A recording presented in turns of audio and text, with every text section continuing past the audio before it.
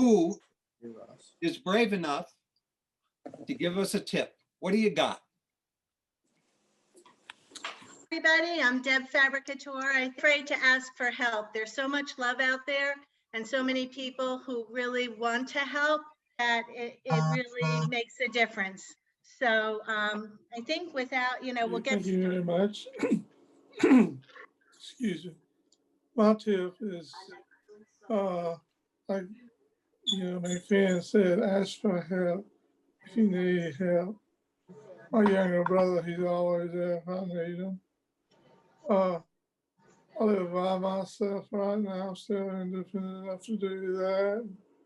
He's always there. I mean, I tell him I need a haircut, he'll come. I tell him I need ceiling fan clean, he'll come and clean the ceiling fan. But also, if you're having problems with your buttoning your shirts and all, this is a very handy gadget right here. And is that for putting buttons on your shirt? Yes, yes. Beautiful. That's a very technical little piece of gear you got there. Thank you, James. Hey, McFinn, let me go next here. Sure.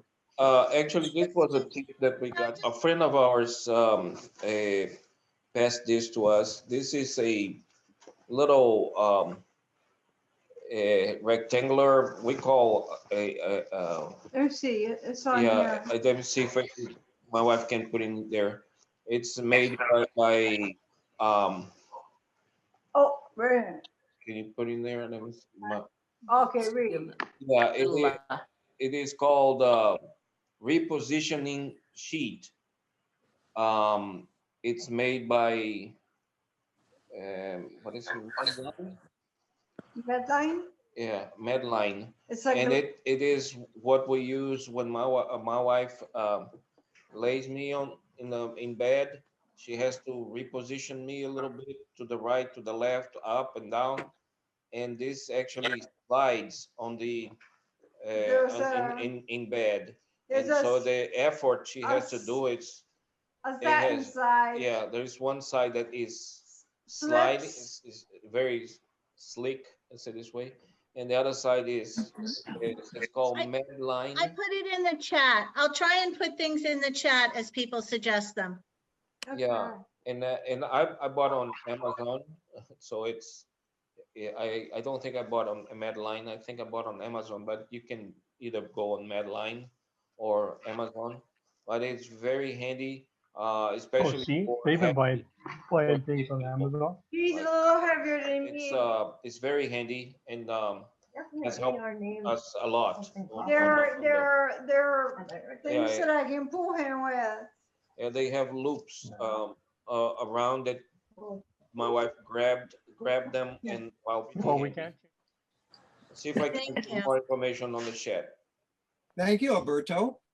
Because Thank you. that's a big deal to try to move somebody around in a bed without hurting them. Yeah. Fell one day. Yeah, and and I'm much heavier than Well, I have three things, but I'll go quickly. A pizza peel. It can get anything out of the oven for you very easily. Even, muffins, anything. Slide it under, hold it close, and you don't get burned, and you don't have to use pot holders, which I can't do anymore. Can you EEL, a pizza peel? Oh, got They it. have them on sale on Amazon for $10. Yes, I gotta show you. I'm sorry. Oh, don't I be keep sorry. it in the We're happy. bathroom. I keep it in the bathroom. I never use it for the toilet. When I drop something, it's right there. It's better than one of those grabbers. Take it, whenever you drop, you just bring it over. This is all I use it for. It's very handy. I use catheters, anything I drop. That is awesome, That's girl. it. Thank you. All right. Well, it's silly, but it works. Well, silly is fun. Hey, Diane, did you bring any tips with you this evening? To join your wonderful group. This is the best thing that ever happened. Thank you. Well, that's a great tip. Thank you. Thank you, Diane. Cynthia, anything to share with us? Ask more than a share, not a tip, but an ask. And I was just thinking about if anybody's got any additional tips.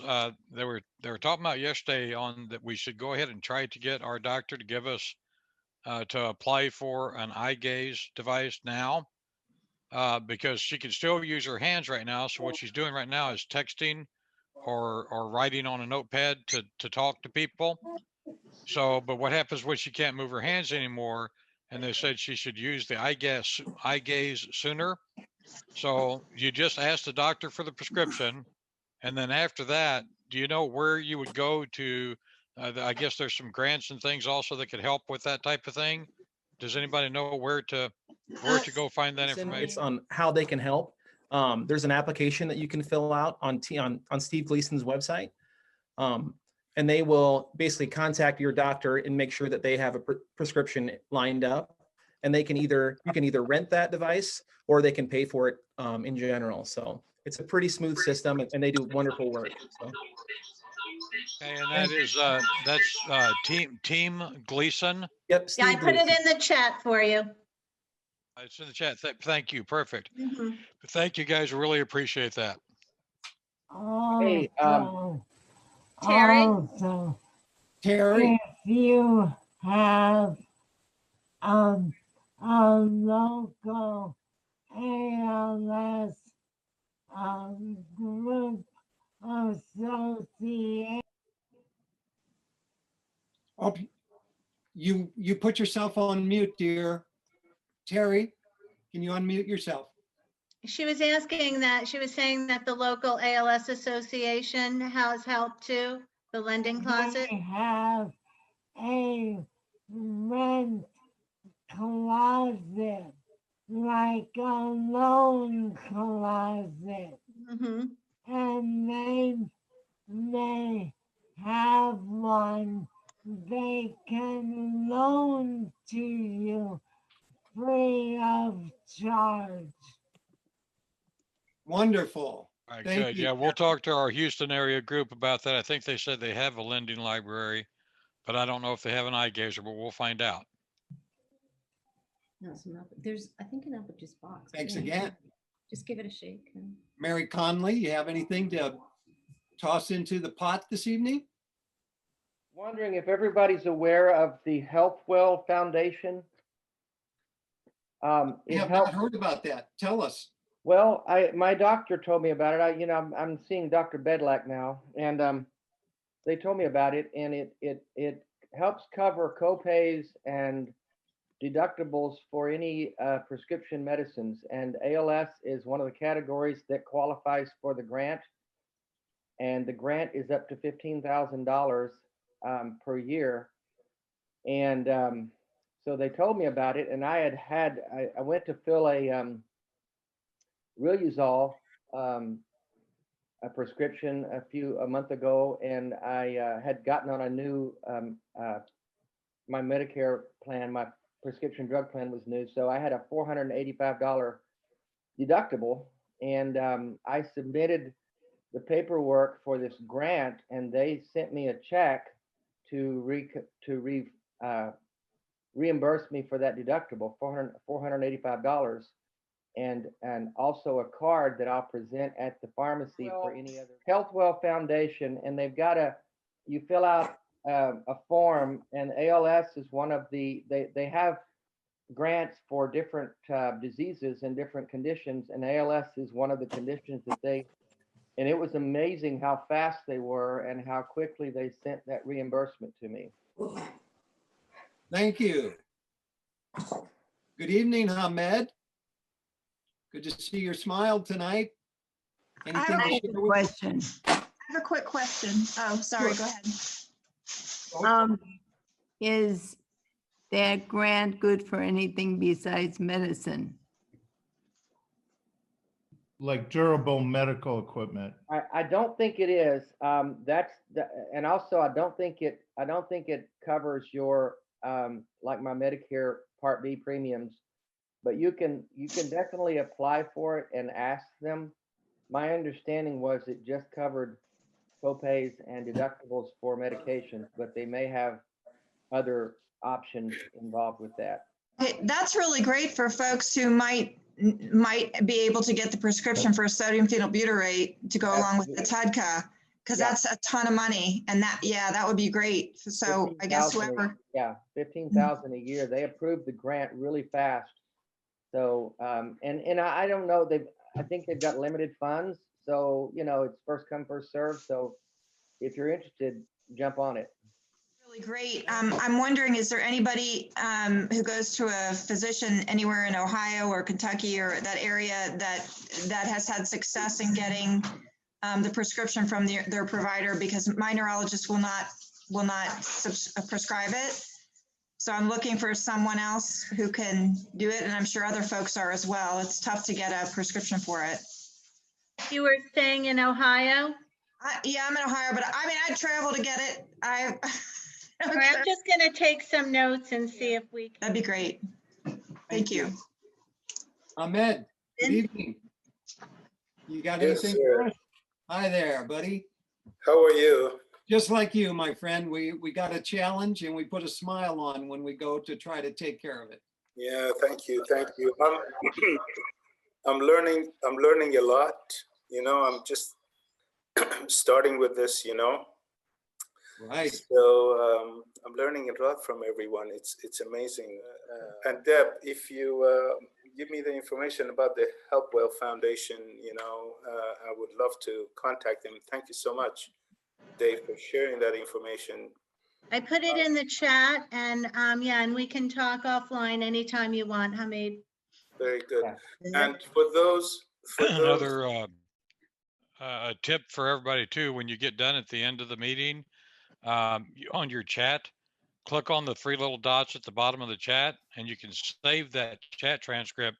So you've got everything saved right there, and then you have those notes at the end. You don't have to try to write everything down. Yeah, thank you so much for sharing that. And for those that are interested, the sodium phenylbutyrate, my daughter has been, you know, has a few doctors that are willing to, that they have prescribed that different doses. So Deb, if you want to contact me, I will be more than happy to share the name of those doctors, Johns Hopkins and Yale University of Yale University with you. Okay, great. Thank you. Thank you. Hey, Bob Johnson, you got anything going on for us this evening? Hi. Well, not right now. We just have a ton of supplements that we take, but we're still looking for the key. You know, the missing link. Haven't showed improvement yet, but you know, we really appreciate all the input that everybody's providing. Well, thank you for just showing up, my friend. Okay, who's next? Just step right up. McFinn, I Wilson? would like to, can you hear me? Yes, well, yes, we can. I'm Tori, I'm Nathan's wife, and this is Noble, our son. I just have a few things that I would like to share. So one of them being this OB feeding device. This has been really huge for us. So we're trying to put off a feeding tube, and this just helps drastically so I don't have to feed Nathan. And then the other thing that I'd like to bring to everyone's attention is rural development has home loans and grants for home accessibility. So if you need a ramp or a bathroom remodel, you might qualify. There are different income limits, and if you're interested in that, you should contact your state office. I do work for rural development, but I'm in Wyoming. So unless you're in Wyoming, I probably won't be able to help. Thank you so much. Thank you. And how What was the does your device with the feeding? feeding there? Yep, look at that again, please. Yeah, and I can, so it's really awesome. So I'll turn it on. Do you wanna? It's worth its weight in gold. So there's a couple of buttons here that Nathan can push. Hold on 1 second. I cut up Nathan's food in really small pieces, and it's a plate with 4 different compartments. And so then I'll put that right here. And there are 2 buttons that he can press. So one of them will go to a different bowl. And then the other one, when he's ready to take a bite, it just scoops a bite for him.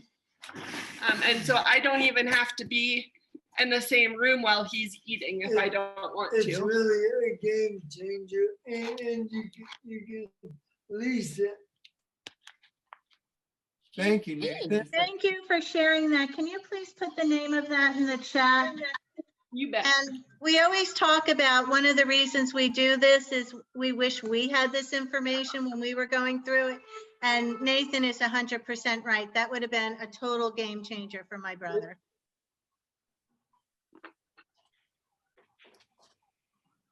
Hey, there's a holiday wish up there. Who's putting that "Let It Snow" up?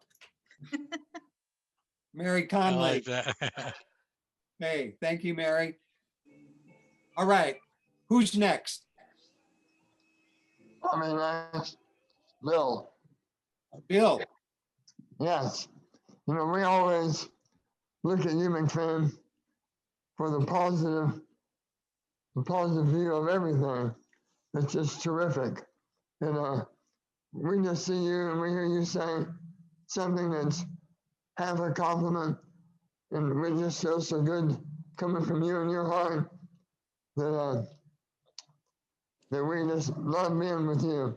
On yesterday, this week, Sunday, when we did the Healing ALS, we met a guy who reminded us of you. His name was Todd, and he talked for about 45 minutes. He got ALS symptoms when he was in high school,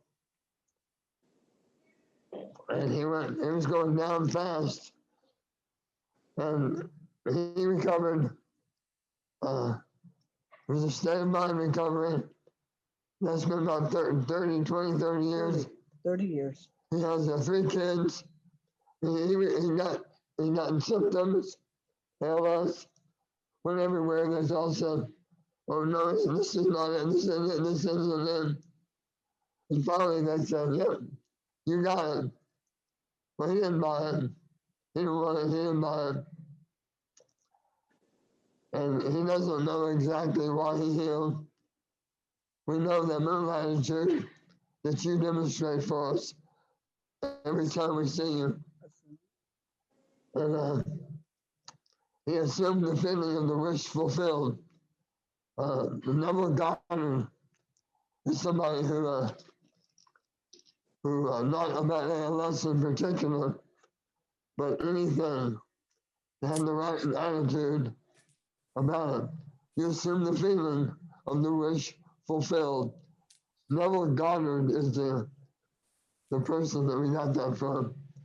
And so Todd can join you, McFinn, in helping us have a good attitude and feel better about where we are and where we're going. Thank you. Thank you, Bill. That is what we need. Confidence, buddy. Confidence and a positive attitude. I can see that your wife is really the big support in your life. Hi there, Joanne. It's so nice to see you. Thank you for taking such good care of this guy. Bill, we love you. Thank you. Thank you. We have a question. Please, bring it on. Hi, I'm Mike Burns, and my wife Cindy has ALS. I used to have ALS much. The other guy. And we are struggling now with moving her around, like from the wheelchair to a chair and from bed to the wheelchair, etc. We're wondering, you know, we've looked at Hoyer lifts, but the cost is all over the place, and we're just wondering who's found something that seems to be fairly maneuverable. One problem with our home is you know, there's a lot of passageways here and there, and like getting into the bathroom and that. So it's hard to maneuver things. We do have a you know, toileting wheelchair, but you still have to get someone from their regular wheelchair into it, you know, and that seems to be the hardest part, you know. For toileting. So, and then, you know, arranging clothing before and after. Does anyone have some thoughts on a lift? So what seems to work well? Specifically for transferring from chair Yes. to chair? Yeah. No, yeah. in the bathroom. In the bathroom, okay. Okay, folks, let's see who's got a little answer And here. also maybe bed as well, and instead, or also in addition, bed to chair and chair to chair and chair to bathroom. I think from bed to chair, the Hoyer lift is the best. And there are different organizations where you can get help with the cost of that. Deb and McFinn, I have used successfully one lift that is called take a long lift. It is the only issue with this lift is that the person to be lifted has to be able to stay seated on his or her own. But once it's there, it takes you actually in a seated position, and it's much easier to go to the bathroom and move from one chair to the other, even to the bed. And we use it a lot. We bought, and it is that the price is about the same as hydraulic Hoyer, one of these foldable. This Hoyer is also, this lift is also foldable. We take with us in travels. We even have traveled in a plane with the thing, and the airline took it for us. It works with a crank, basically. So if you look for the site, I think is I'm going to post the site on the chat, but it is very simple to use, and it can be used also to get somebody in a car, regular car, in the front, the passenger seat. We never tried Okay, it. and we never tried that because we have a van with the ramp and everything, so we haven't used that feature. But if you go in the site, they have videos and everything how to use it. I'm going to post the site in the chat. Thank you. Also, if you're ambulatory, there's a spinning disc. So if you're taking somebody from the bed, you lift them to a seated position, bring them up, and it spins them to their chair, and then you sit them down. And it's just a round disc, about so big. Yeah, You know, that we've fits the seen two that, but you have to be able to stand. You have to be able to at least stand with help. Yes. You have Yeah, to be yeah. somewhat And so ambulatory. I was interested in what Alberto said about his device. What was it called again? We're going to put that in the chat. He's going to put that in the chat. Okay. Okay. Thank you. Yeah, of course. I just put it on the chat. On August 30th, we had a physical therapist from MGH covered some mobility and transfer. So might be it's worth watching that video as well. I just put it on the link as well on the chat. And it's in our EverythingALS.org videos. And by the way, we also have a van. We did purchase a van, and for those of you that maybe don't know, I know the Toyota, for one, which we have the Toyota Sienna, you can fit it with a seat either in the back or even in the passenger front that will turn and actually come out of the van. And so the person, if you can transfer them from their wheelchair to the seat, because it lowers, it not only comes out and turns, but it lowers to the height of a wheelchair. So then they can sit, like, especially on a road trip, you know, with COVID, we've taken a few road trips in California just for driving around, and the person can sit next to you rather than sit in the back in their wheelchair. It's kind of nice. It's not cheap though, but it can be added. We had it added to our, and it's the Toyota is the dealers, they know about it. And actually Aero Mobility, AERO, is the dealer that we bought the van from, and they install those types of chairs. Bronability. Yeah, and Bronability, they're a Bronability, BRAUN ability dealer. So they would know all about, you know, the details and the cost. But I just thought I'd mention that. But it is not inexpensive. It's, you know, in the few $1,000 range. So That's an excellent suggestion. Thank you so very much. I've never heard of a chair coming out of a car like that. So thank you to Toyota. McFinn. Yes. I just wanted to read something for Vera, who has bulbar onset, so she cannot speak.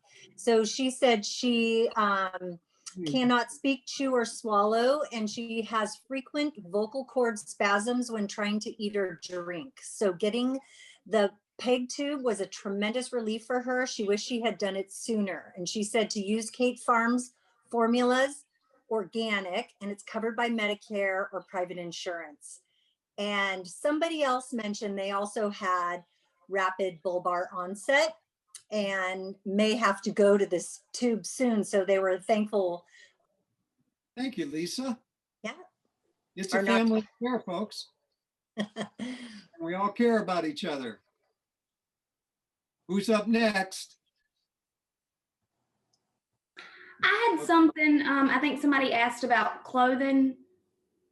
Can you hear me? Yes.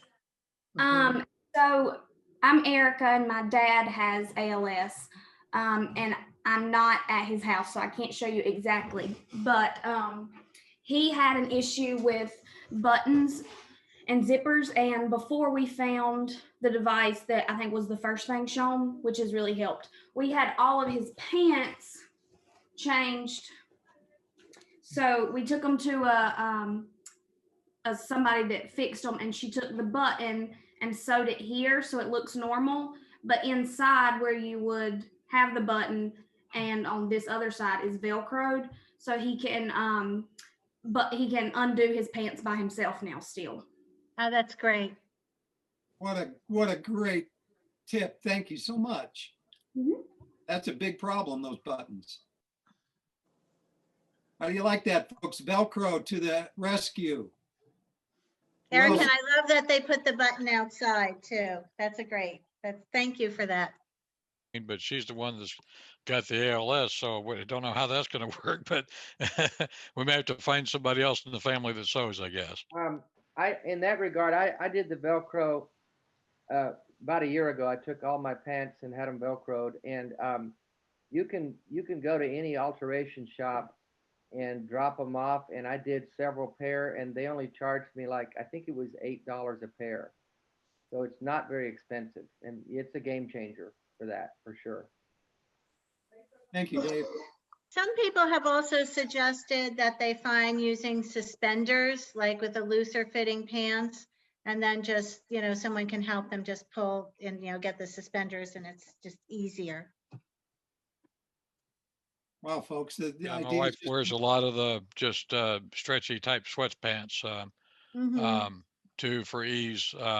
So there's no Velcro or buttons or zippers or anything. It's just the loose, stretchy sweatpants. But hey, we're staying home for COVID, so doesn't matter, I we're wear a just lot lounge around of the house. I wear a lot of loose, stretchy sweatpants, but for a different reason. So I it's stayed in my COVID-15. pajamas. My life was pajamas and slippers. And only when I went out to the doctor did I ever get dressed. So it's great to just stay comfortable, folks. McFinn, I had a question about stretchy sweatpants. So my husband puts his thumb in the pant and pushes it forward, but he's finding the elastic like harder and harder. Does anyone know of a brand, without me buying every brand out there and trying them all, that has worked for them, that's easy to pull away and then pull down? There's a good question, folks. Who's got that answer? Wonder if you could stretch the elastic first, so stretch it out a little bit so it's not as strong, maybe, and then that would help. Maybe. Yeah, I did find one, just to let you know, it's the brand is Matrix, but it's not the thick cotton pant. It's the really thin kind of like jogging pant, and that one does work. But I'm in Canada and it's cold right now, so it's not quite doing the trick in terms of staying warm. So yeah, but that's a good idea to stretch it on something wider than him, to let it sit for a while, or maybe even I could, I guess, cut a few spots to loosen it up. There's Yeah, always an maybe answer. make a little snip in two places. It'll loosen it. I would just buy them. We used to buy them from like Walmart or something, the inexpensive ones, because they seemed like loose and baggy. Interestingly, Everyone, I today- also noticed too that Vera posted in the chat again, and I was going to ask her about if she could maybe chat or type in the chat again. Is there any more information that anybody has on that, either botulism injections or the radiation therapy for excess saliva? Because that's one of the problems we're facing right now with just choking on saliva because of the excess production. Vera says he did not recommend the botulism injections because of how close the saliva glands are to the areas already affected by bulbar damage. Right, so. Right, okay, but is there any more information on the radiation above that? She says something about radiation ablation. I don't have any information on that one. Does anybody else? All right. Sorry about that. Stephen? Okay, I'll good take that evening. and put it in, do some searching on it and talk to the neurologist about it. Thank you, Vera. I appreciate that. Yeah, tip. I mean, you might even want to call over at Yale because she said that's where they've done it.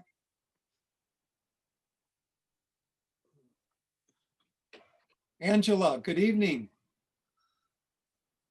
Deb, share that information with me about Yale, please, because it's in the chat under Vera's. And so we're going to have a link to the chat. And so you'll be able to see all these, it's Vera's information. Okay. Now, some people have said for well, that would be the mucus, not the saliva, the pineapple, never mind. Good evening, Angela. Hi, everyone. Do you see it, Hamid? Good to see you, No, but what I will do, I save the chat and then look at it later. Okay, if not, contact me and I'll get it for you. Thank you. Angela, what state are you in? I'm in California. Oh, good. Yeah, Bay Area. Uh-huh. So I only have one thing I do. I do an exercise for breathing. Is my MSD breathing trainer. I do this to keep my lungs strong. So I do it every day. It's pretty small and simple, but I have robot onset. So I'm interested to hear what people are doing. Angela, thank you. I didn't see that. Can you Yeah, put it's that in the chat for us? yeah, Great, I would thank you. type it up. I got it on Amazon, I'm sure. It's on it. I've seen it. Thank you, dear. Yeah, Each one of those is super valuable. So everybody has something that somebody else needs, and that's why we're all here together sharing. Stephen, good evening. Good to see you. Hi, brother. Hey, Happy here's holidays. The perfect set of thoughts. Can you hear me? Yes, I can. Speak up. Okay, here's a bit of information that we just learned. Now, I'm not going to give my name, rank, and serial number, but I'm just going to throw this out. We had an appointment with U of M this past week, and one of the disciplines that visited us while we were at U of M was a dietitian. And in that discussion, she asked how much of my feeding tube were we using in my intake every day? And we said, well, about 25%.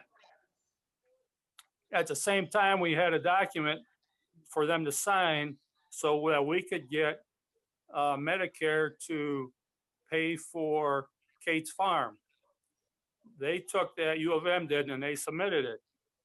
Today, I got a call from the supplier for Kate's Farm and said that they were sorry, but because we weren't 100% on a feeding tube, Medicare wouldn't be able to pay for it. So in hindsight, off the record, if we wanted to play the game, we could have told U of M dietitian that I was 100% on the feeding tube, and then Medicare would have paid for it. Thank you, Bob. But that is super valuable. Yeah, but you know, we're not playing the game. Very But valuable. Thank I'll you just- so much. We yeah, just appreciate throw- that because we're I'll going to just be throw that facing out. that, I know. Yep. Everybody is a leader and we got a lot of followers. So folks, lead us. Who's next?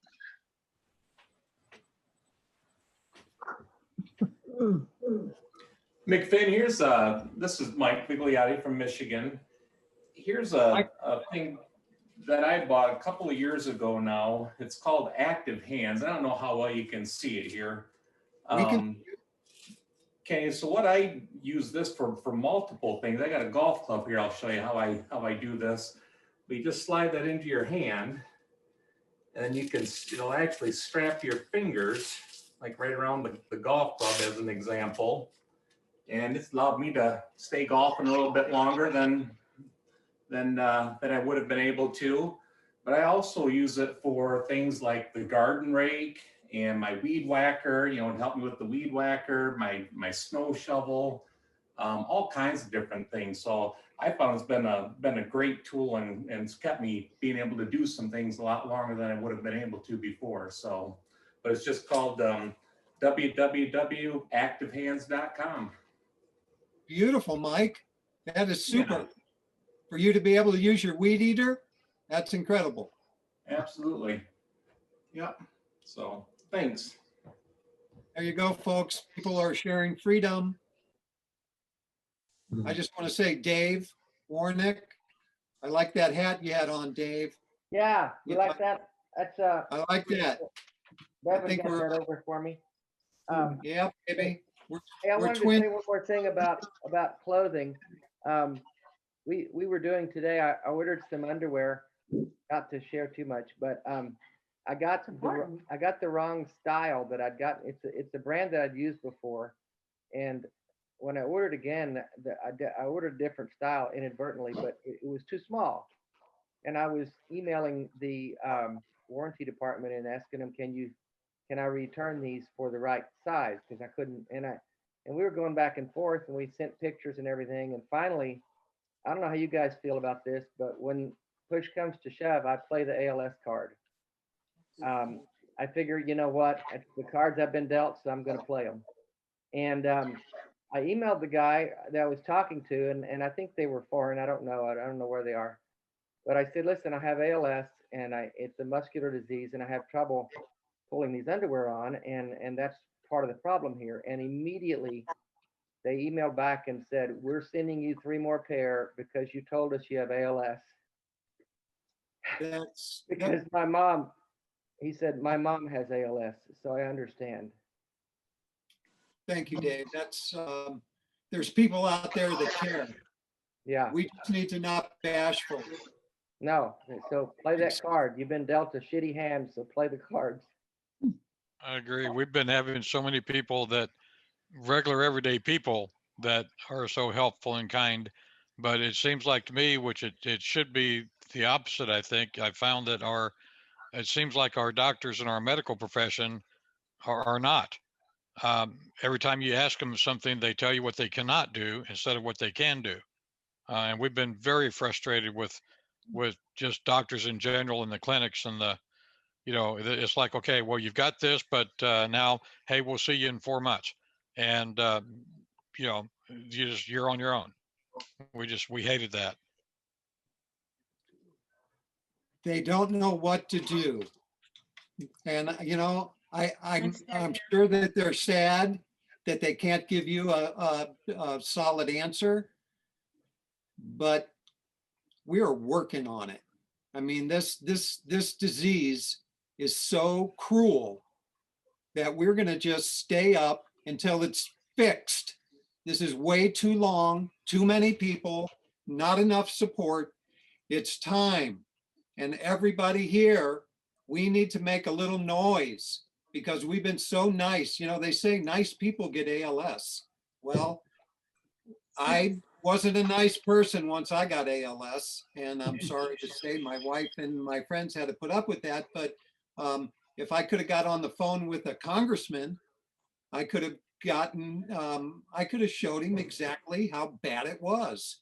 So thank God we have Michelle Lorenz on our team, and Michelle has been knocking at the doors of all those senators, and we are going to have some action. So it takes. Thank you. Big thank you. Big thank you. I would also say that if we can be in clinical trial, do it. I'm in one at Stanford where I see none off drug. I enjoy doing it. And I think that's how we'll find a cure, by being guinea pigs and taking part. So that's one thing I'm doing right now. I love doing it. Thank you, dear. That's inspiration. And that's what each of us needs to have. That's why we're a group, is because somebody here has got something that's going to turn somebody else on. So thank you, people. Tonight is that special night. It's a holiday season, but it's actually the season of us as a family, of us coming together. When I had ALS, there was an ALS association about 80 miles away from me. And it really, they came and they helped me. But after they left, it was up to me to actually bring other people together to care for me. Other people really didn't understand how bad my illness was until I was honest enough to show. And once they saw that I couldn't move, then they started showing up. They came to my house. They said, McFinn, if you're at home by yourself, and you are sometimes, how would you get out of the house if the house was on fire? I said, I have no idea. And they said, well, we're not going to leave until we figure out a way for you to get out of this house when nobody's here. So what they did, they went to my sliding glass door, they tied a rope on it, and they tied it to my powerful wheelchair. And they said, McFinn, back up. And I backed up and the door opened. And my house was ramped because finally my house was ramped. I was seeing walls moving inside my house. I was there so long. And finally we got a carpenter who come and put ramps on the front so I could go out front, ramps on the back so I could ramp out to the car. Folks, ask for help. Find your worst problem and you'll find your best friend. because somebody is out there with an answer. McFinn brings up a good Say point. that McFinn brings up a good point about help. You should definitely let your fire department, your police department, and your electric or gas or oil company know that you have ALS, because then if there's a power outage or if you need help getting up, they know to come and they know what's going on. It's really important that you let those people know. I was going to ask to the group a question, and I'd forgotten this last night in our group, and it just reminded me what you just said. What I'm concerned about is either if something happens to me or I'm not home for a few minutes one time and there is an emergency, what if something happens to me and my wife needs to call 911 and she can't speak? So is there a device that you can do like they do for deafness, but except doesn't have to have a landline? Can you do something like that with a cell phone? Is there some kind of an app that you can call 911 and text to talk over the thing? Does anybody know of anything like that? Or a 911 program that they would know that she has ALS and she can't speak, she has to text or something?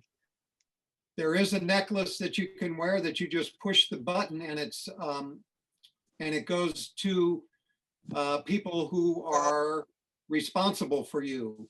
My aunt fell in her backyard last month and she had to sit there for a long time, but she pushed the button that she had on her necklace and her children and the fire department was notified and they all showed up. Is your Does wife anybody able else? to push a button? Yes, she can push a button and she can type and she can do, her hands and mobility are okay right now. The problem that she has right now is just speaking. So I'm just thinking about even just, she's got a cell phone. She could call 911, but she calls 911, she can't talk. I believe There's it's got to called be a way life. that you can text to talk, text to 911. There's got to be a way. I believe what you're saying, McFinn. I think it's called Life Alert, if I'm correct. Yes, it is. Life Alert, Right, a folks. life alert would be great to notify me and the other family members and everything, and even the fire department or police. But what I'm saying is if she could call 911, is there a device that would allow her to speak to 911 if she doesn't have a voice? Does anybody know of something like that? I was under the impression that 911 on your phone, if you dial that if they don't even get a response, they will come because they can ID where your phone is. To the geolocation? Yeah. Correct. And 911 can do that. Yeah. Deb, what did you have to say? So that the Vera was just saying that if you have an eye gaze computer, it should sync with your cell phone. And to make sure, I would just really call your local 911. They would know specifically what they have available. I don't know if you've tried that. Yeah, I went down there and talked to them once and they gave me a form to fill out. But it was more of a form for letting them know, like if a senior wandered off in that type of program, that senior would need help. But I said that's, and of course it was right in the middle of COVID. And so I wanted to get out of there real quick and I didn't realize what form they gave me until I got home. So I just need to go back down there and talk to them again. But also we'll see about the eye gazer. She has a text to talk app on the phone. And I bet you she could press the button after calling 911, but I don't know if it would go through the phone's speakers to the other end of the phone. So I don't know how that would work. I'll have to find out. Yeah, if you just call, they actually show up even if nobody's speaking. Even if nobody's speaking, okay. Okay, got you. Okay, so I'll see if we can make sure. I'll actually talk to them about that as well to make sure. Yeah, just definitely notify that someone in your home has ALS and that they're unable to speak. That's what we did for my brother. So. Okay, thank you. It's possible that the societies for the deaf and dumb people might have a device, or you could contact them and see, like, people that need to sign. I'm sure have to be able to call 911 and be notified. Yeah, exactly. And I know there's a device like that for if you have a landline, a regular old phone line. But with everybody, nobody has phone lines anymore. I would suspect, though, that someone in the cell phone community has had to have developed something to allow that same technology. You would think so. I'll find out. And for boating, of course, they have what they call it, boating or even, you know, hiking, they have what they call an EPIRB. And you just push a button and people will come. But the problem with that is there's a fine if you push that button and you know, by accident. So you got to be careful with an EPIRB. You know, they might let you get away with it one time. A friend of mine had one and they didn't fine him the first time, but you know, but if you need someone, there's no fine, you know, if it's a real emergency. I just saw somebody posted in the chat that you can actually just text 911. So you just say, just actually send a text to 911. That'd be interesting. I never really thought about that, but you would think they would have that technology then. That's great. Yeah, definitely. And a standard message. Yeah, apparently the 911 is set up in such a way somebody's choking, they can't speak, you know, so you can call up and they'll still respond. Also, I was told that Verizon has. Here, there's two answers. It says it says if you need help, they can also be your voice if you can't speak. It's called Emergency SOS, and it comes installed on Apple iPhones. So we could look into that. And the other says that call 911, wait for an answer, then use your telephone keypad to talk the dispatcher. Press 1 if you need police, 2 for fire, and 3 for ambulance. If the dispatcher asks you questions, 4 means yes and 5 means no. So that I just found online. So you might want to just go, you know, check that with your local 911, but that would, you know, you could maybe write that down as a chart. It's called 911 silent That's call the link procedure. for silent call procedure. Gotcha. Okay. I see that there. I'll Yes. review that and have her learn how to do that. Thank you. And I'll go check with that And with I our would local also write 911 to make sure. Yeah. And then just make a sign. So, because if you're panicked, you can't remember. So if it's Yeah. Yeah, exactly. written down somewhere on the, wherever she, you know, see Thank it you, everyone. This is prominently. fantastic. Thank you so much. McFinn, I just want to interject real quick. There were 2 questions in the chat asking if you personally could give any tips that you think helped with your reversal. Well, you know, somebody, I told the story yesterday, and I can make it really short. So what happened to me, what I believe was I was poisoned as a child with lead poisoning. I had that lead poisoning my whole life. I was also mentally, what do you say? I could say I was mentally raped in school. They took all of my self-confidence away from me. I was very weak-minded. So therefore, I had mental problem, I had a physical problem, and I think I had a we have your colon cleanse. And I had that colon cleanse 3 years before I got ALS. And that colon cleanse was a 10-day program, 20 gallons a day. And I think that it must have released something in me that was stuck that activated my ALS. So therefore, I only have 3 things: physically, the lead, mentally, the torture I went through from not being able to read or write or understand arithmetic as a young person. And then as an adult, I had a janitorial company for 24 years. And so 5 days a week, I was spraying chemicals right by my face. So those things together, I believe, was the problem. And it all culminated at age 55. and 55 is kind of a average age for people to get ALS. So I filled my system with enough toxins and environmental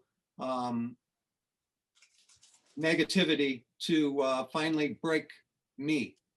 And it took 2 years of chelation therapy to get rid of that lead. And it took a lot of self-support for me to finally overcome my mental state that I carried with me all of those years. I tortured myself because I didn't feel I was good enough. So those are the little things that I can say that were definitely traumas in my life, because I do not know how I got ALS, but those are the things that stick out that showed me I was having a very rough life. Does any of that make sense to you folks? Yes, sir. Okay. Did you Very much detox? so. Yes, detox. Detox. Yeah, we're new was, here. I'm so sorry. We're new here. And I'm here with Pat, and he's recently been diagnosed with ALS. I'm his Val. We just got engaged. We're getting married in the next couple weeks. And Congratulations. We're here for Congratulations. hope and healing. And he's doing an all fruit diet and doing everything he can to ground himself. I don't know if you know what that means, like walking barefoot, spiritually, becoming one with nature. And we're really trying to go about this in a holistic way. And this is the first time I've ever heard of you or known of any of you. We're here for hope and we're here for help. And if you can expand on what we're doing with this Dr. Morse, it's called, he has YouTube videos and things. And it's just something hopeful for us that we can do something, because the medical community is saying, go home and see us in 3 months. I'm not acceptable of that. Thank you. I totally agree. Yes, I agree 1,000%. Thank you so much. That's what they keep telling us, and it's so frustrating. And I love that idea that you have about taking your shoes off outside. My caretaker would take me outside and lay me on the ground so I could be connected to this earth that I'm made out of. So it's a very good thing, grounding yourself. We have too much, we have rubber underneath all of our shoes practically. And rubber does not conduct electricity. Leather and cement still do. It's amazing that cement, you can stand on cement and it's still standing on the ground. So thank you, Val, and thank you for your love for your bow. And I love to see that wedding ring when you got it on. Thank you. Dear. It's a family affair. It is indeed. Val, also, if you go to our Everything ALS YouTube page and press subscribe, all our other webinars will be listed there.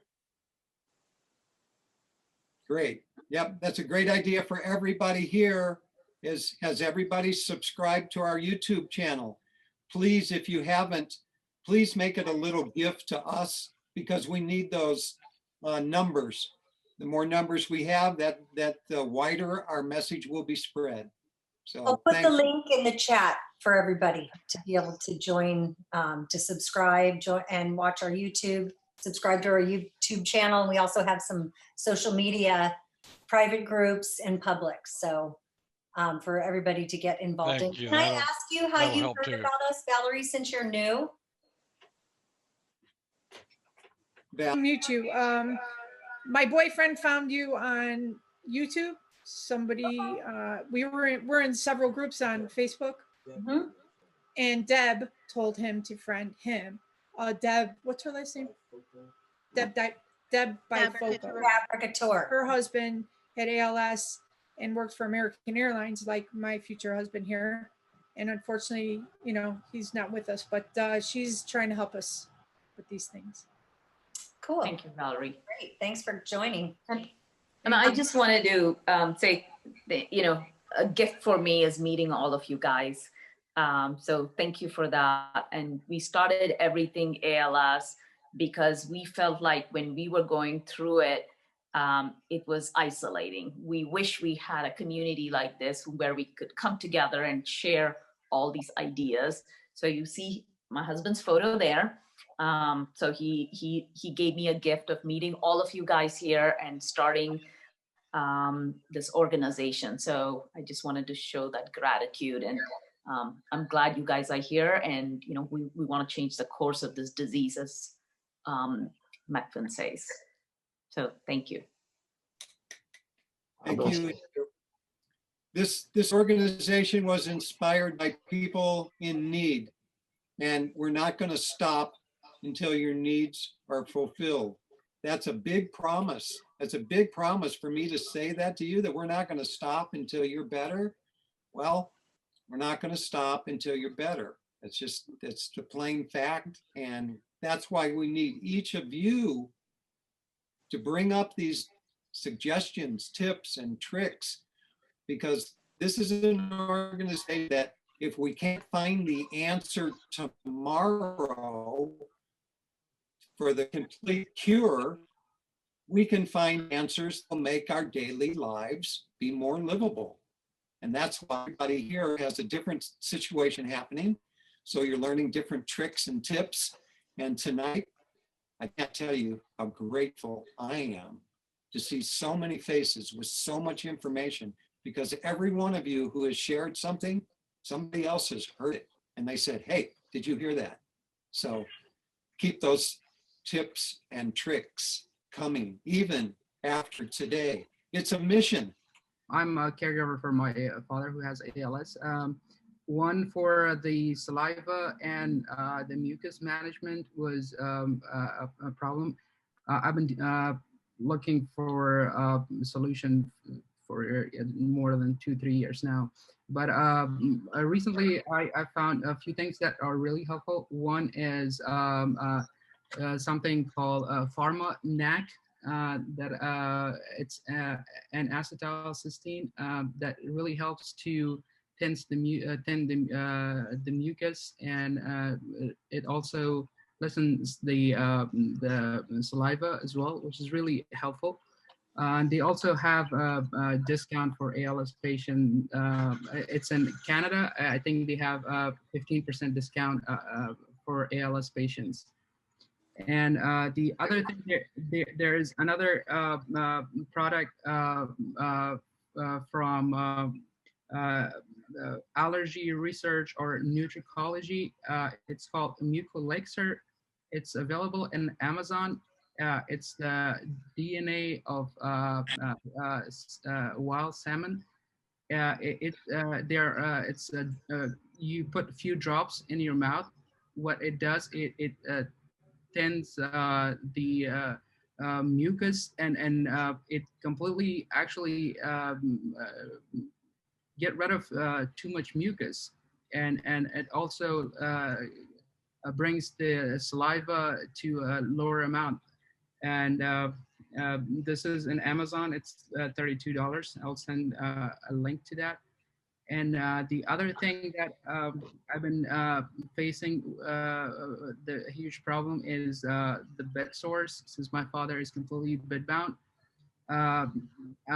When he has a bed sore, it's really hard to heal that sore and ulcer. There's one herbal, I've been through all the medical stuff, didn't work. So I then decided to go through herbal site, and I found a very useful product called Nail It. It's called Anti-I.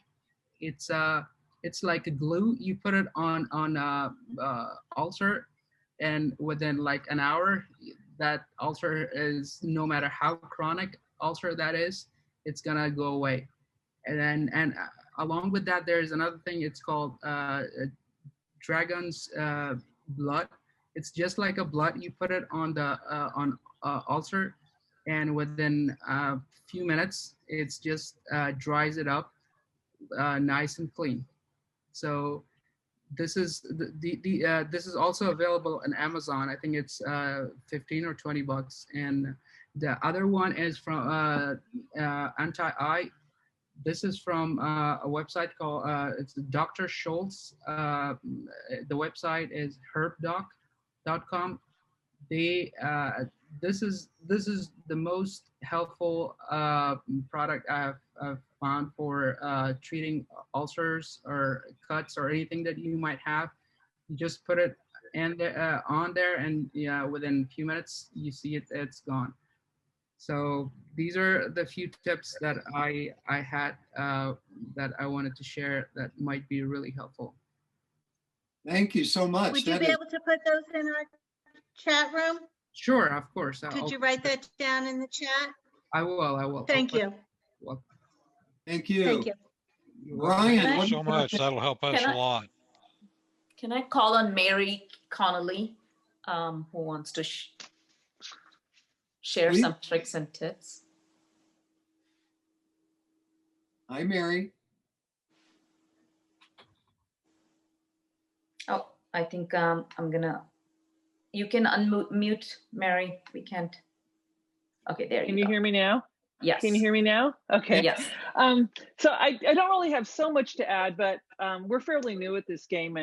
It's not a game. Yeah, actually it is. It's a crappy game. We're fairly new at this. My husband was diagnosed in January 2020, and he had limb onset. So a lot of what I've heard today is really going to help him and help me. Something we discovered the other day, totally by accident. He can pull covers on himself at night, so I don't have to wake up and cover him up, although I do, just because that's kind of what I do. But we have a duvet on our bed, and the duvet cover, we took that off because I had to wash it, and discovered that the darn thing weighed 5 pounds. So as he's pulling his covers up over himself at night, he's actually having to pull an additional 5 pounds because the duvet, it's a king size duvet, and so is the cover, and it weighs a lot. So we took the cover off, I guess about a week ago, and he's able to move freely in bed, not feel, roll around, turn over, and pull the covers up on himself without any help. So that's a small thing. Duvets can be expensive, but they're really lightweight and they're really, really warm. We're here in California in the Bay Area. So it's not like living in Minnesota or Boston or some of the places where y'all live and it's really, really cold. But he's able to stay warm, stay in bed, move around, and doesn't have to drag 5 pounds with him every time he turns over. So that's what I had to offer the group. And the cats love it. They don't sleep on him anymore. They're on the fluffy part of the duvet. And they're actually a great, it's great to have them around. They're not really cats. They're like dogs that are dressed as cats. So it's kind of cool. Anyway, I want to, McFinn and Tiala, I want to just thank you so much for all the stuff that you are doing and have been doing to help people with ALS and their caregivers and their families. It's really amazing. And I thank you. Much gratitude from my heart. Thank you. Thank you. Mary, I'm in the Bay Area as well. Oh, cool. Yay. There's a lot of us, but we can't really, Right, Mary? What's that? So is Lisa. Were you the East Bay, Mary? No, North Bay. Oh, Marin Marin County. Right. Okay. I remember last time you had said you were from the Bay Area, so that's cool. So Indy and I are both in the Bay Area. We live like 5 minutes away from each other. So we're all here in the Bay Area. There's a lot of people. Yeah, there from are. this In area. fact, I know there's other. Glad you were able to probably know connect with other us. people. You probably know other people, here in Marin County specifically. And I don't, I know we have to protect our privacy and our patients' privacy and caregiver and all of that, but man, I'd love to have coffee. Yes. I mean, yeah, No, right. I mean, we do. We're a patient advocacy group, so we want that support. We're not a clinic. We're not, that's a broken system for something we're going through. One of the things I hope when all this nonsense with COVID goes away, that we can start getting together as a group here in the Houston area again, actual face-to-face social contact. I think that is so important, not only to be diagnosed with ALS and to have all of a sudden this weight thrown on top of us that we don't know how to carry, but then now we're also isolated and can't talk to anybody, don't have, and family tries to help, but they don't know what to do either. They don't know how to And of course, all their advice is, well, maybe exercise more, then you'll get stronger. That's the way you fix it. And, you know, and so of course that's not the way to do it. So it's just having a group to meet with people where you can go and sit down and have a talk to people, and that's going to be tremendous. But I'm really thankful for this organization that all of your tips and tricks. This is fantastic. I got a lot of information here that's So going to help us tremendously. Don't forget the chat link will be sent to you, but also if you hear somebody that says, I'm from Texas, I'm from here, you can private chat them and you can get together offline amongst yourselves. That's anybody wants to chat me or email me from the anywhere in the Houston area, just please feel free to text me, chat me, whatever, anything at all. I'd be more than happy to talk to you, and we'll get together sometime to go over this and see what we can do to help each other. So I do want to, in that regard, I do want to say that, you know, February we'll release our portal where people can connect with each other, and, you know, we you know, with where you are, so locally. So we'll have that very soon. Thank you, Indu. Thank you. Wonderful.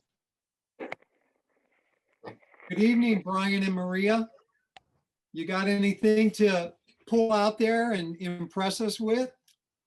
I don't know if I'd impress you, but I've just been biding my time here. I've shown this before. It's a stick where you can pull things up or push things down like socks. And on this end, you can grab the little flap on the back of your shoe and pull it up. And since then, I've gotten another one that has a horseshoe on the end, a shoehorn, and it's got the same hooks on this end. I have limb onset, so my arms get tired. I was going to show this. It's extremely light. This thing can't weigh but a couple of ounces. And it's got a good hook on the side for drinking. Yeah, that cover. This stuff, it's a roll of extremely tacky stuff, and you can put it on. It's really good for keeping a plate from sliding, or a cup, or I use it for my laptop on an angled table, so it doesn't slide around. You can cut it to any size for opening jars or whatever. So that's kind of cool. I'm sure everybody find similar stuff to that at any camping supply store. We keep rolls of that in the motorhome to keep stuff from sliding around in the motorhome when you're driving down the road. So exactly. Yeah, very good. And then there's all kinds of different foam rolls with different holes in there. You can put utensils in there and make them bigger and easier to handle and cut to size. You also have teaspoon. Yeah, we have a whole bigger set handles and stuff like that.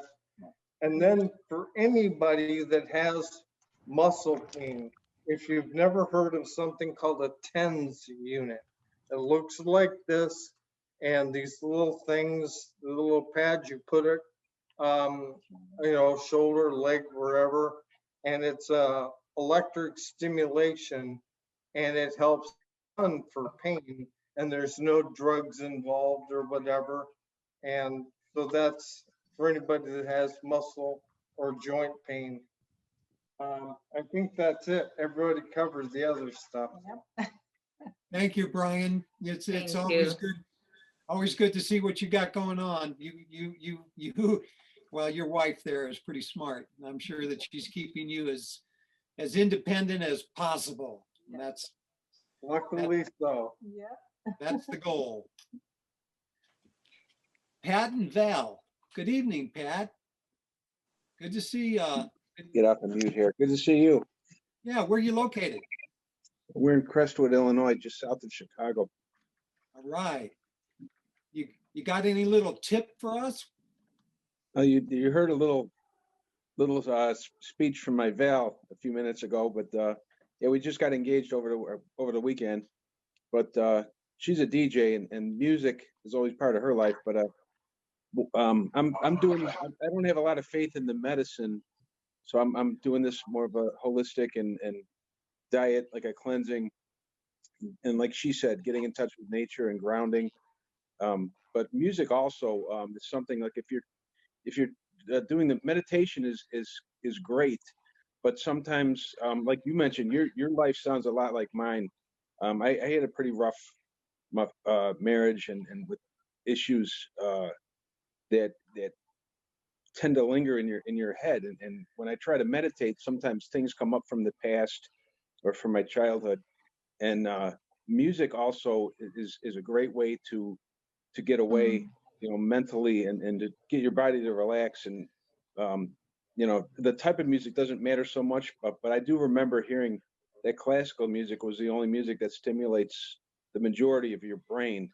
So I try to do some classical music, but then I to escape. And when I'm walking or exercising, as limited as we are with exercising, I mean, walking is exercising for us, but the music also helps me.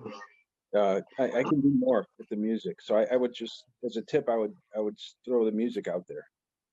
Here you go. Thank you. That is a big tip because I can't go to sleep at night unless I have soft rhythmic music, like, piano and violin and flute. And that, for some reason, will stop my mind. Otherwise, my mind will not stop. And music, wow.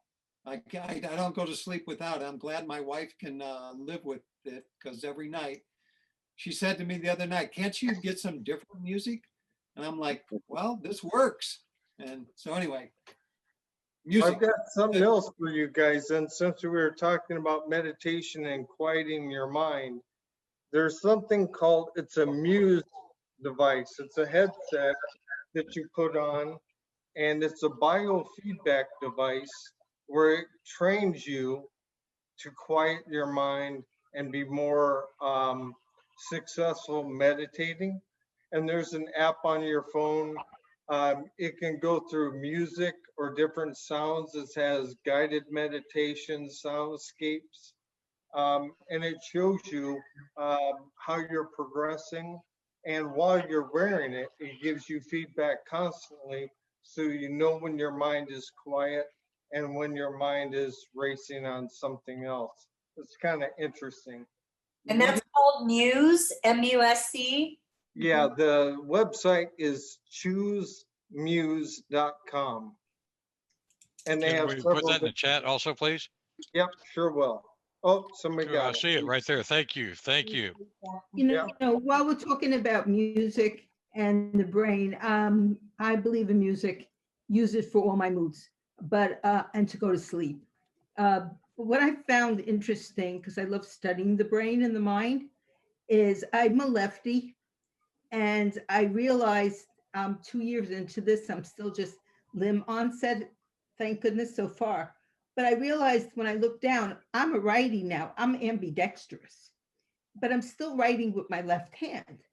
And it's starting to get a lot more scratchy, like I'm really, really an elderly person. And that bothered me. So I figured, let me try to work on my brain. So now I convinced my brain that I'm a righty and a lefty. I figured maybe I could trick my brain into remembering how to write. So I started working on seeing the writing in my eyes, with my eyes half closed, like a Jedi mind thing, while I try to write. And I'm saying, okay, now the circle for the O, now that, just slowly doing it. And I found that my handwriting is getting better. It's working. So I'm trying to retrain my brain to talk to my hand about controlling it for writing and focusing.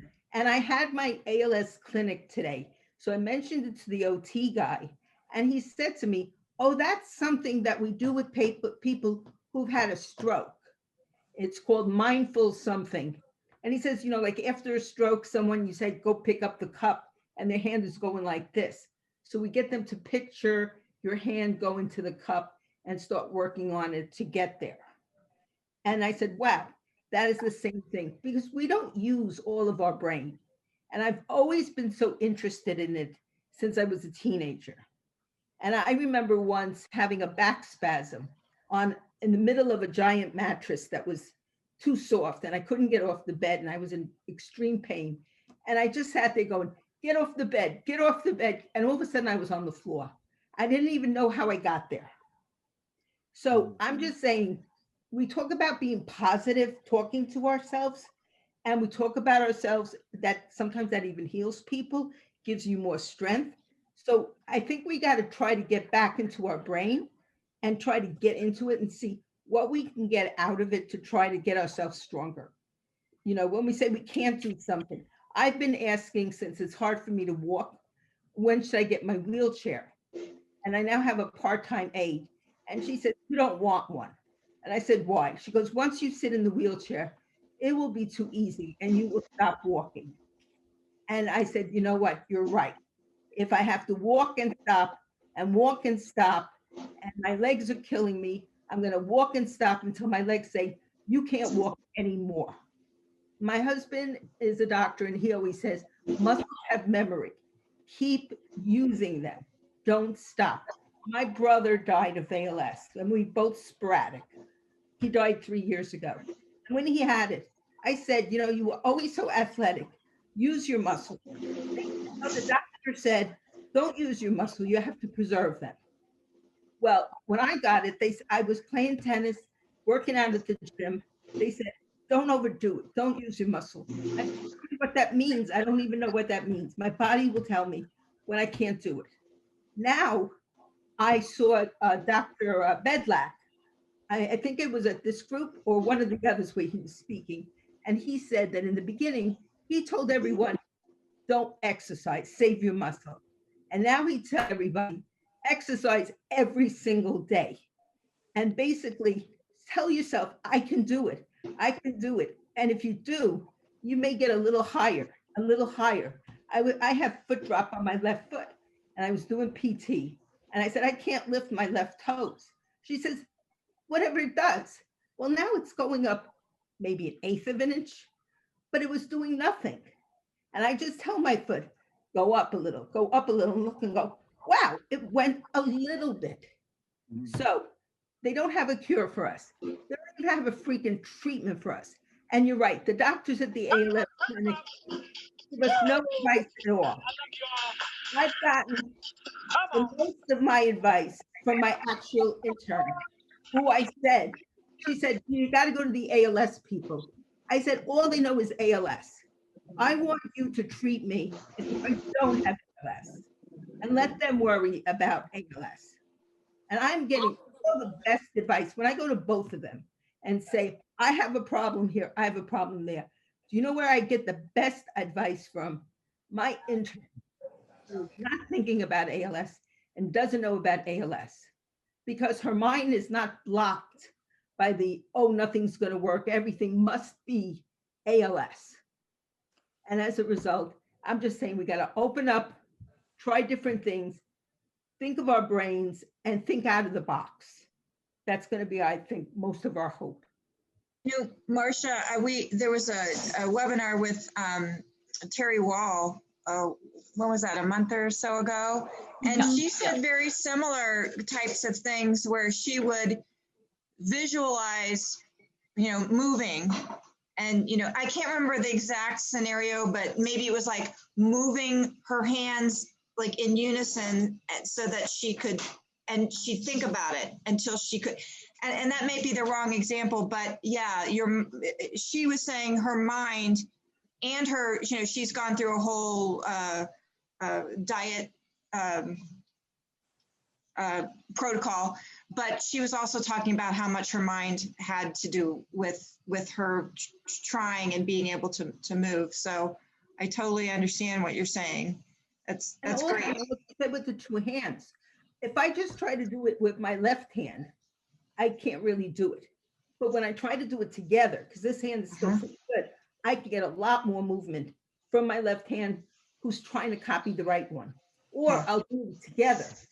The same thing with my feet. and I will get a lot more movement from my left hand because it's trying to copy the right one. And maybe my brain is saying, oh, look what that one's doing. So, you know, we don't know what our brain can do. We got to just say, let me see, maybe it could move a pencil. Maybe I can do it with my eye and not give up, because maybe we could do things way beyond what anybody thinks. The ALS doctors are very limited. And I think part of it is because they feel so strapped.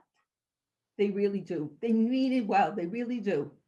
But when I say, give me something, now I'm going to now shut up on that, but I'm going to ask a question, because one of the things, I talked to 2 different neurologists today, and I've been trying to get on the Healy platform trial, but they're so backlogged.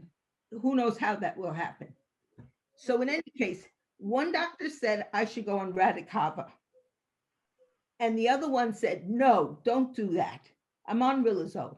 He said, go on the Tudka and the prescription, whatever. And he said he would get it for me.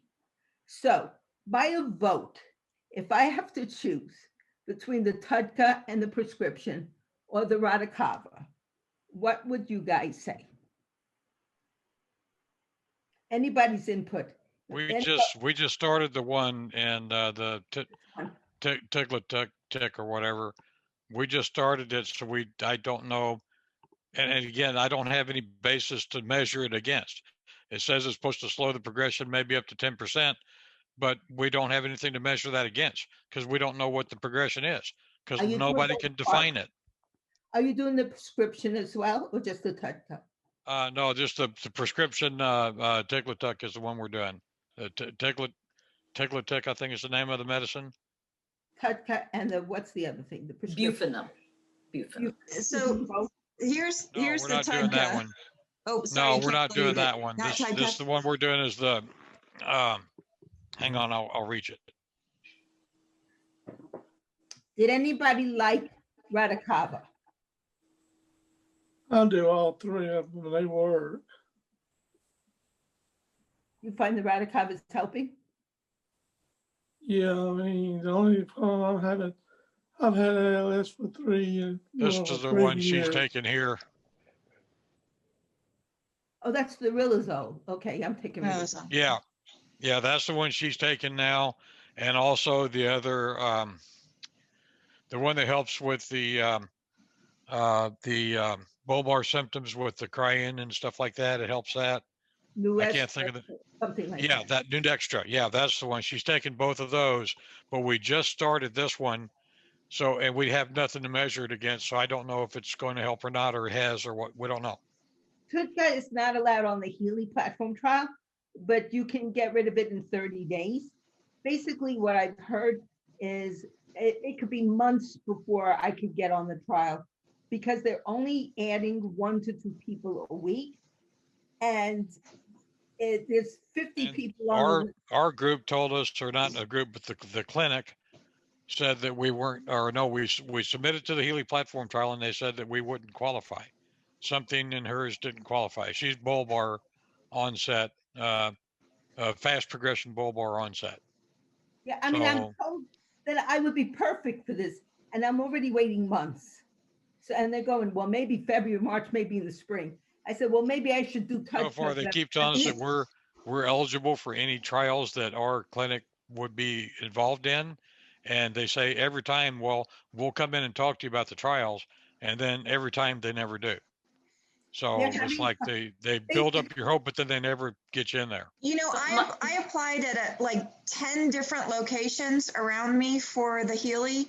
And I also sent in information to Mass General, and I forget the name of the person who responded, but she was very concerned that I couldn't get into one. And she said, look, you know, who's around you? I will call them. She actually contacted them for me and said, look, you know, I'll see where you are. I'll try to help if I can. So actually that was helpful. I haven't been accepted into one either, but yeah, they're opening them up. They're getting approval, sort of in a rolling approval.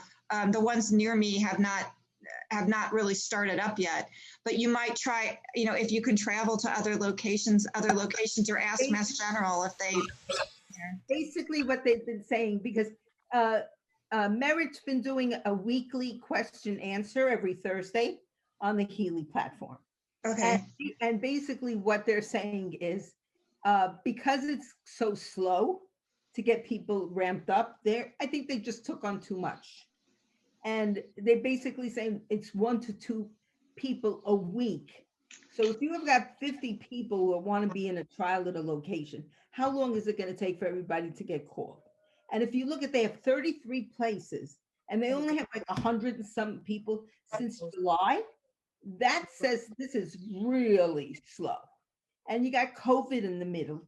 So I can't sit for 6 months and do nothing, which is what I've been doing so far. They said, don't take TUDCA because it'll keep you from going to Healy. They told me I'm on the top of the list. And this is months. Yeah. You can't. You got to fight for yourself.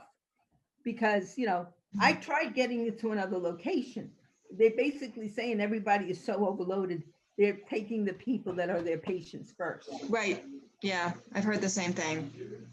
And there was no location near me, so I'm like not on the list anywhere. So I'm trying to just fit in. But yeah, but keep trying. And there are other trials. You know, I'm not very good at that. My daughter keeps looking up new trials.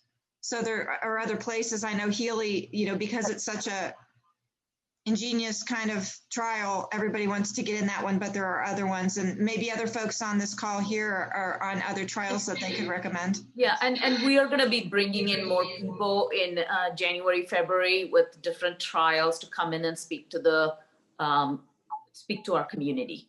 So we are bringing in people who have stage phase 2, phase 3 trials, because we don't hear about them, and you know, we definitely are going to focus on that. Thank you. And Mike, you want to say, you want to just share? Let me do a few minutes. I have a few simple items. This is what, it's actually specifically meant for, you know, avoiding bacteria from or the viruses from COVID. But then I had a limb onset and I can't use my fingers to type. So I started putting it on my finger and started typing with this one, and it was easy for me to do that. But then I was also hitting the function keys at the bottom of the keypad, so that messed up my typing ability. Then what I did is I took a pen, a long pen, and then I modified my wrist straps. I had it takes a little bit of time for me to get the stuff up. I had a wrist rest. I wrapped it with silk clothing so I can move my hand and my arm easily across a keyboard. So I use this for typing right now. Then I got another gadget and with a cleaning brush. And this straw comes in different sizes that you can use for tall glasses, small glasses, and things of that nature. Then I have a belt. I could not use a regular belt, so I got a belt that is a ratcheting belt. You can just put it on, it looks like a regular belt, but it is actually a ratcheting belt. It ratchets, you can pull it over, and it is easy to use that one. Then I have another tool. I could not scratch anywhere with my arm, with my hands, so I got this tool, which is a back scratcher. And this you can actually extend quite a bit, and you can use it for back, for your head, wherever you want to scratch. Then I have another tool that helps me to feed. It's somewhat similar to what somebody else was showing. It's actually a wrap around your arm. It's this one, and you can put a fork or a knife or things of that nature through this one. You don't have to use your fingers. You hold the fork and knife and spoon and silverware of that nature, and you can use this. Then recently I started using this track ball. I put this on a small tray, and then I can move this on my keypad. I mean, on this side of the keypad, so I can move my arm to type on the computer. So I use this in a tray. And I have another tool. It's actually a gadget. It's what is called a hand warmer. My fingers get completely closed up when it is cold. So I use this one, which is a hand warmer. It's pretty effective. And the last thing I want to show, I think Sarah wants to mention this one. This is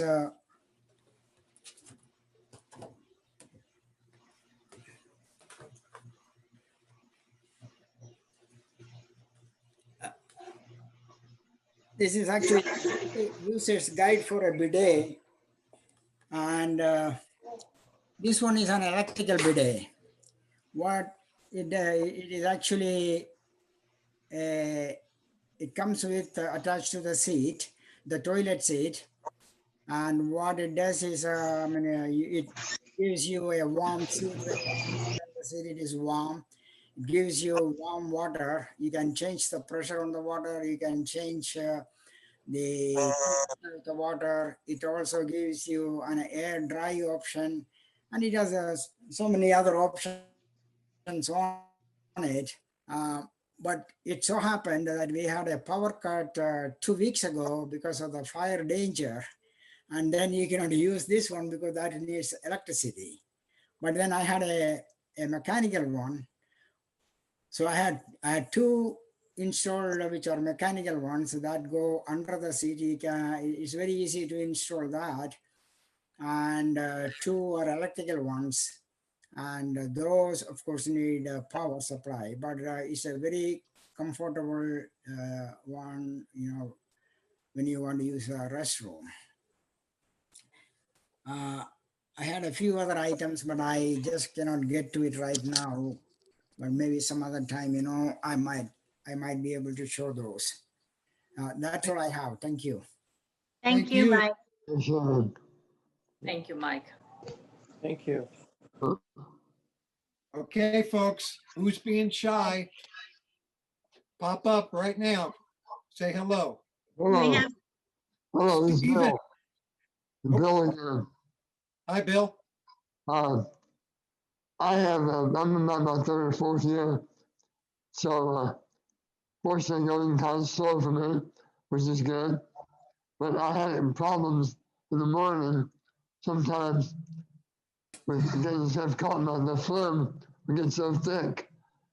And then I'd try to breathe, inhale, and I would close my airway. And I was going,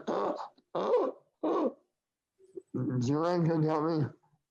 I was experiencing that. And so what I started to do was, if I feel that coming, I'll hold my nose, close the airway in there, and hawk up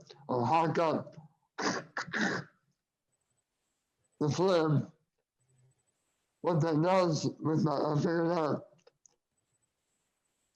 because the air is not going, because my fingers are closed to my nose, the airway stays open. So when once a week, once a month maybe, I'll have that choking feeling. And if I will hold my nose and then, excuse me, this is almost sound and I'll hawker up something in my mouth and I spit it out, and then I can breathe openly. Don't know if other people experience that breathing problem, but that worked for me. So I think a gentleman right before you, Bill, was talking about the phlegm and how he had some salmon DNA that he took a couple drops into his throat. And it, can that gentleman mention that again? Yeah, sure. It's called Mucolexer, and it's a salmon DNA, and you just put a few drops in your mouth, and they have a protocol on that product. It tells you how to use it. But what it does, it reduces the saliva and thins the mucus, and within a few days you will actually feel like you don't have a lot of mucus, like mucus plugs and stuff that makes you not cough and other the People have also said pineapple juice, pure pineapple juice helps with that. Good idea. Okay, folks. Anybody else being a little bashful? I know Vera asked, is there any solution for Like we were toe talking about the curling? brain a while ago, and it's just amazing. I think your body also tells you things. Somebody just said that pineapple juice is good for mucus, and my wife has been having a lot of problem with mucus, and she recently, for some reason, said that she wanted to try pineapple juice in her coconut water because it made it taste better with the thickener. And I think maybe it might be her body telling her that she needed the pineapple to help clear up her mucus. So she, it's. I think your body tells you stuff even when you don't know what it's telling you. Well said. Thank you. Yes, Indu. I think Vera had a question and she's not here, but is there any solution for curling of the toes inside the shoes? Is anybody got any tricks to help with curling of the toes? My wife has hammer toe and she uses a little splint-like thing, which is kind of curling of the toe, but it she puts a little it's like a cloth, almost like a sleeve, over the affected toe, and it kind of helps separate it and keeps it padded a little bit to where it doesn't hurt, even though it doesn't really straighten it out. Yeah. But what I did was when he put shoes on, I twist his foot kind of inside the shoe. I'll twist kind of the shoe until it gets into position. Usually I use sandals because I can pull with my hand. But when it's a shoe, shoes, I would twist the shoes kind of, until his foot got back in place. But the shoes are bigger than he needs them. It's not, he's not walking, so he doesn't need to be worried about the shoes. And I also took the insoles out. So there's more space in there. Right, insoles, yeah, that's a good point. Thank you. Thank you, Stromy. I think that's a very good point as well. One other thing, sorry, for the mucus and saliva that I forgot was is the saffron and green tea. That if someone can drink tea, or even if they don't drink it, they can just rinse their mouth with tea, green tea and saffron. It really helps. It dries them out a lot. Thank you. Welcome. Green tea with saffron. McFinn? Okay. Hi. I went to a podiatrist, Dr. Flatley in New Jersey, and he recommended a orthotic for my toes because they were curling under. And it does help, but it's expensive. And he has my husband doing what someone else was suggesting. He had me go to a physical therapist, and he pulls each toe out and then bends them up every morning. And I think it's helping, definitely. Mom, that's because your toes are hammered. Very good point. Thank you. Come on, folks. What do we got out there? Okay, then I'm going to tell you a little tip here. says, be aware of the trauma your ALS is having on your family. You are all in this one together. Keep alert. You may be the one to offer your family support. So if you think that you're having the big problem, check out your family, because the whole family has ALS. And you in your wheelchair are your time that you have that's free. You need to be really watching out for your family and see what they're not noticing about their stress, and then mention it to them, because they're just trying to love you, but they could be stressing themselves out to a point that they cannot be helpful anymore. So you as an ALS patient can be a counselor to the people around you and keep them a little bit calmer than they are, because see you having a hard time, it stresses them out. So I just want to say one other thing. When you have your desires in your life, your sexual desires, and you find yourself immobile, romance is a wonderful thing. My wife and I became very romantic. We were not that physical because I couldn't move my arms or my legs. And it really wasn't, it wasn't fun. And so I just want to say, please talk to your partner about your sexual desires. See if you can be creative. Please don't be bashful. It's only gonna sit in the back of your mind, and it's not gonna be healthy. So tell your partner all your needs and see if there's any way to have cooperation and love. Just be simple and take care of that situation. I just want to say, don't be bashful about your sexual desires. They don't go away just because your arms go away. So don't be bashful. Thank you. I just want to add that, for me personally, seeing my husband go through ALS made me stronger. I know what strength is all about. So I think, which probably he wasn't realizing it, but I just wanted to add that everybody here going through ALS actually gives so much to the family, because we're learning strength. We're learning what life is all about. So I just wanted to share that I think I'm stronger today because of him. And that's a gift he gave me with his ALS. Thank you, Indu. I wanted to share my ugly Christmas sweater with everyone.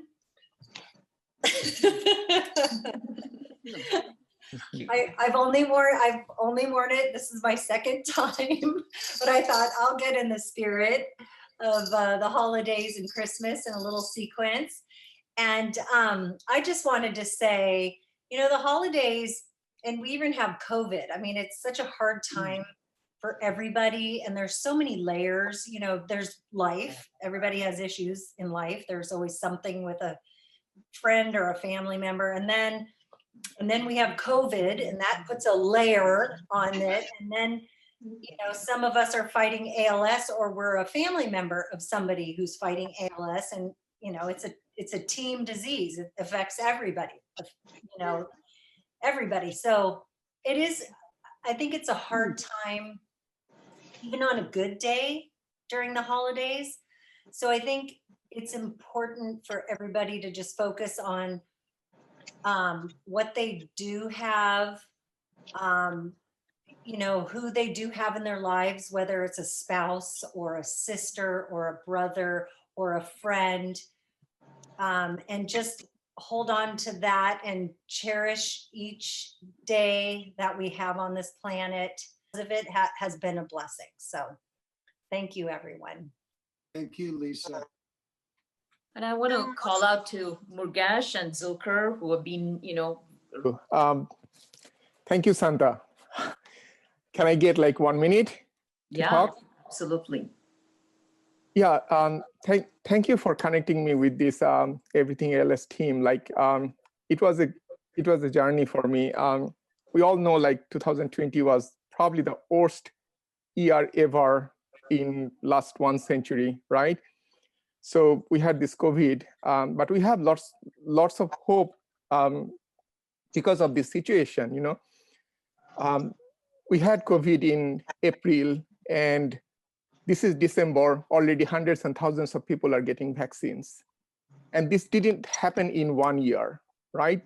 It started from 1976 when Ebola vaccine was, research was started. And then Ebola vaccine, one of the first Ebola vaccine got FDA approval in 2017 when the second outbreak happened in 2014. It took 3 years. This vaccine started sometimes around 2003 when the SARS outbreak happened, and then the MARS outbreak happened in 2013-14. All this research accumulated, and the moment COVID came, this pharmaceuticals company needed to, you know, like act strongly, and because of their previous all this research and the technological advancement, now they could invent this like in 1 year, right? So I would like to show my hope to this team. Like, we are in a medical advanced situation right now, so we need to live by the day. But I'm really seeing a very hopeful year, 2021. And I believe something is going to come pretty soon. So we need to stick together, show our bonds, and be supportive to each other. Thank you so much, Indu. Thank you so much, McFinn. You gave me a total different life since we met. Thank you very much. Thank you so much. Thank you. Well, everyone, Evan, yeah. I just wanted to say good night to everyone and just reiterate what we talked about in the beginning of the evening. You know, your partner is not just necessarily your spouse. You have friends, you have relatives, you have community, you have us, and we love you. And thank you for everything. This has Thank been you, a everybody. family meeting, folks. Thank you. You have a huge group of people who love you. They care for you. And so all they want is for you to love and care them back. And I think we all know that, and we're doing it well. So happy holidays. Thank you for sharing your time with us. It's just so precious. And we will see you in 2 weeks with a new program that will inspire you to keep pulling your weight and pull the weight of the person next to you, because you're all getting stronger. Oh, I see that kiss. Thanks, everyone, for letting us join the group here. We really appreciated it, and really appreciated all the good advice and tips. And Patty's waving hi to everyone over there. So Thank you. thank you guys so much for letting us join. And please ask anybody you know, friends who want to join. We've had about 24,000 people who have watched our videos. They've spent over 4,300 hours watching the video. So we know there's a lot of interest. So, and so just have more people join the community. Thank you very much, everybody. Happy holidays. Happy holidays. Love you. Thank you.